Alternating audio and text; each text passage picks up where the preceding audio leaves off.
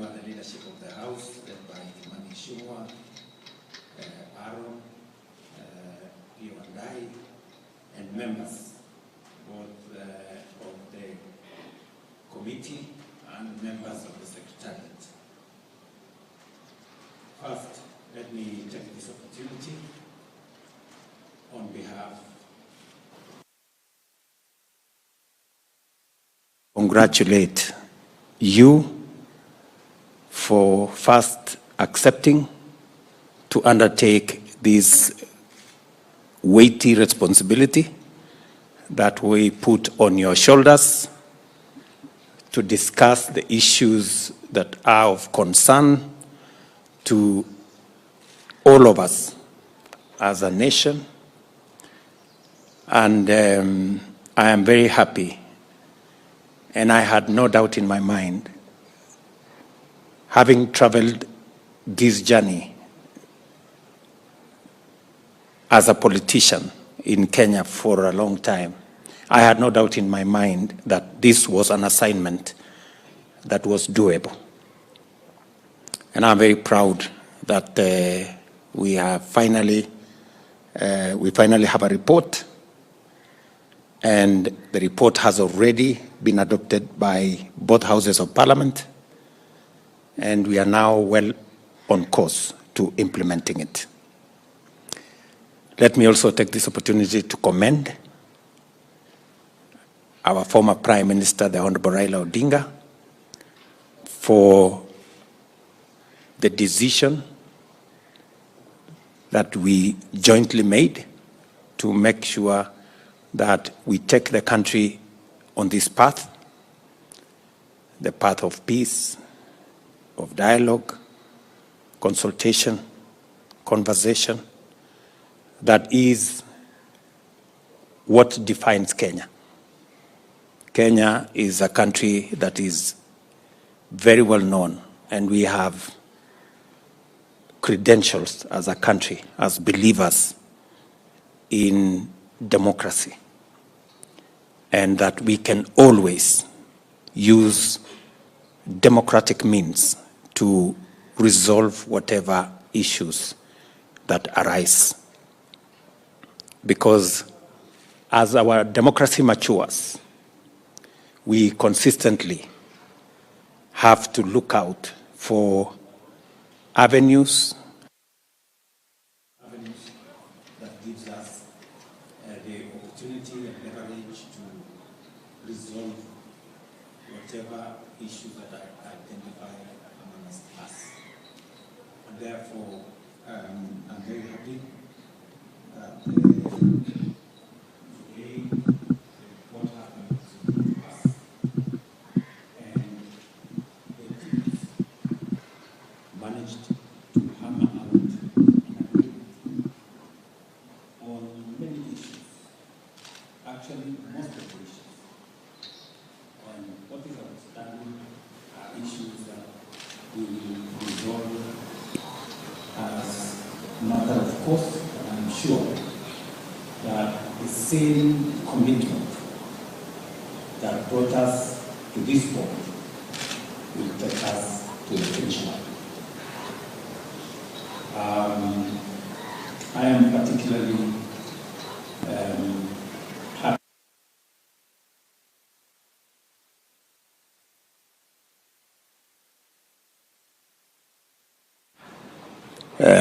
of proposals, and we now have a joint proposal with a bill in Parliament. We also have agreed on the issues of the other proposal that's already in Parliament with a bill is ESCC. I hope you included Mambo Matatu.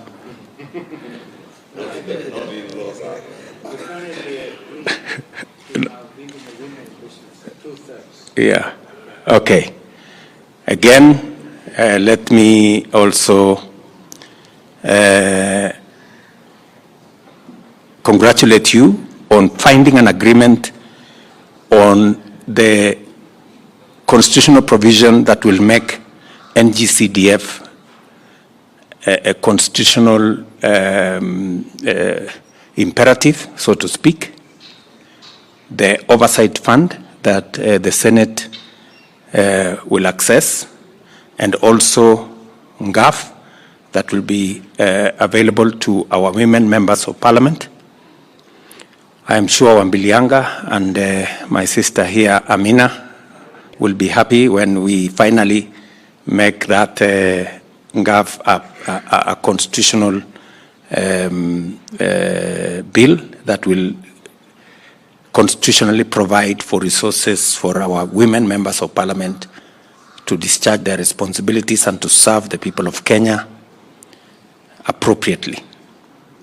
And as Stephen has said, I am happy that the outstanding issue of two-thirds gender, finally, both sides have agreed on a way forward. I want to encourage all of us that this time round, I think we have an opportunity to make sure that we deliver on this constitutional imperative. Parliament is teething on a problematic area on the matter of two-thirds gender rule. So hopefully we will be able this time round, and I am very confident that this time round we will get it right, and the women of Kenya will take their place of leadership appropriately in the Republic of Kenya, because we are all the poorer if women have not taken up their position in the leadership of Kenya. Today, I think, is a very important day. We are celebrating International Women's Day. And as we do that, we are having this concurrence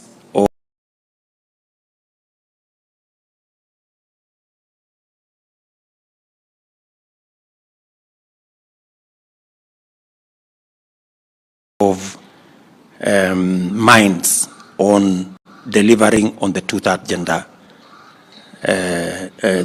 gender provision. So I hope, in honor of all our girls, our daughters, our wives, our mothers, and all the women of Kenya, we will be able to do this for us as a country. Let me also congratulate all of you. I know that when you have constituencies, when you represent people, it's difficult to carry everybody's view. And sometimes you get blamed for this or the other. But I am confident that you had the fortitude and the strength and commitment to make sure that you did the right thing. So, members of this committee, members of the Secretariat, I want to give you my assurance that I will do the best I can to make sure that we deliver on the agreement that you have made. It is not an agreement of one side versus the other. It is our collective position. And we will mobilize members of parliament. We will mobilize every aspect of what is required so that we can deliver on this commitment. And let me give my commitment that I will do the best I can. We all know, the good thing is that all of us here are members of parliament. Have been members of parliament, let me put it correctly. Have been members of parliament. And you know how parliament operates. Even on bills that I went out with my Kenya Kwanza people. We went out, we told people, we are going to run a program called housing. So when it comes to passing the bill on housing, the people you were with on the platform now come again and say, lakini sasa unajua, iko maneno. Then you ask them, but we promise the people. So those dynamics, we have to keep working at them. So I really want to ask Parliament this time round, because whenever I call a PG here, and they really take a lot of my time, I have to explain at length many times. I have to repeat myself for us to forge an agreement. I promise to do the same over this report. And I really want to persuade our members of Parliament from both sides of the House to work towards doing the best for Kenya. I ask also colleagues from the other side to also mobilize their teams and take time so that people understand why we are doing this. Because sometimes Parliament pushes back and say they have a mind of their own, and they tell us that they are an independent house and we should not give them lectures. And I run into that all the time. But I'm sure this time round, knowing the magnitude of what we want to do, I want to ask members of Parliament to really consider working with us on this subject. Finally, let me commit to you, as I commit to the nation, that we will continue to do our best as a country to forge unity, peace, and so that we can drive the progress of Kenya, which leaves no citizen, no community, no side behind, that we will all move together. So thank you very much for the good job that you have done. When finally the history of Kenya will be written, I am sure that if you will not have a chapter, you will not miss some paragraphs in some place, that there were some good people who did a good job for Kenya. But when finally I write mine, surely you'll have a chapter. So I want to say thank you very much. I know my friend, former Vice President, has said that these good people have said that we are pushing the candidature of the former Prime Minister. And I said when I was in Parliament the other day with the East African Legislative Assembly that indeed we have agreed as leaders from the East African community, because it is the turn for the East African side of our continent to provide the leadership for AU. I have consulted with the leaders of our region, and we have agreed to support the candidature of the Honorable Raila Odinga. And it is because, number one, he is Kenyan. Number two, we believe he has the stature and the wherewithal to handle the affairs of that office. And number three, as East Africans, we have agreed that we move together in that direction. So, my friend Stephen and the teams here, you remember, we all remember, we pushed the candidature of Amina the last time. We did very well. She won the first round, but she didn't win the final round. And it is another opportunity for us as a country to present a candidate from Kenya for the position of AU. This is not about political sides. This is about Kenya. And we must always remember that there is politics and we have a nation. And when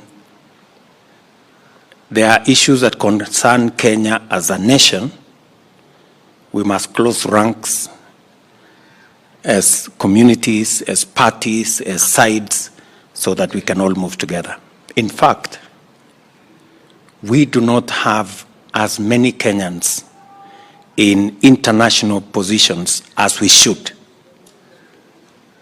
And we should change our strategy so that we can be able to get more Kenyans occupying positions in the international framework, because